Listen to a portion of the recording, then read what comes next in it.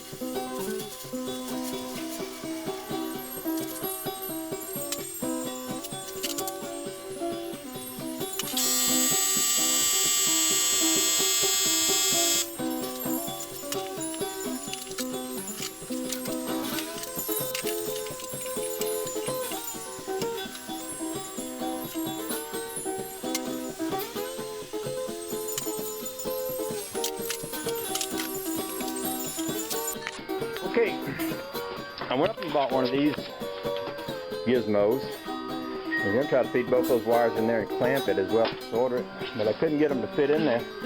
So what I did was I just wound up soldering them together. I believe that will hold together, and what I'm going to do is wrap it with tape, and I'm going to put that piece of rubber hose over the top of it and wrap that again. And you know, if it comes apart, it comes apart, but we'll try it and see what happens.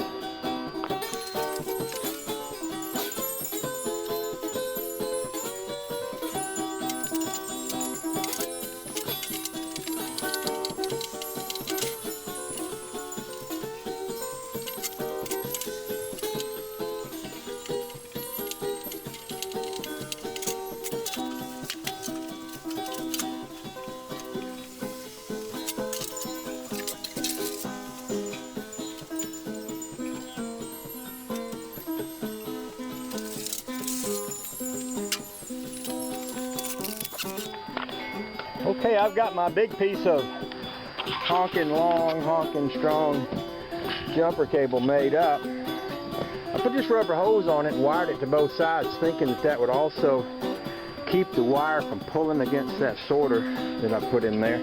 I'm thinking one thing that could damage the solder is if this wire got real hot, but as big as this wire is and as small as that motor is, I don't really believe that's going to be a problem.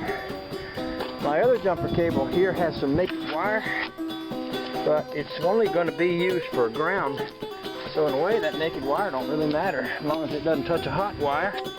So what I can do is I can throw that wire to the ground side and right to the metal on the back of the truck.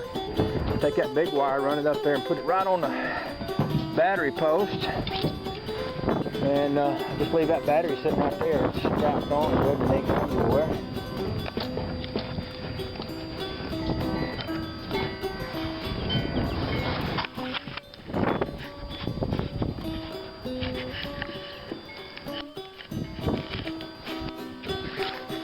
Yep, it's strapped on good and it ain't going anywhere. So, about all I have left to do is just clean up my mess. Come Wednesday, I'll throw chains and a jack and come along and a few other implements of construction in the back of the truck there, and then we'll head on up the road to get that winch next weekend.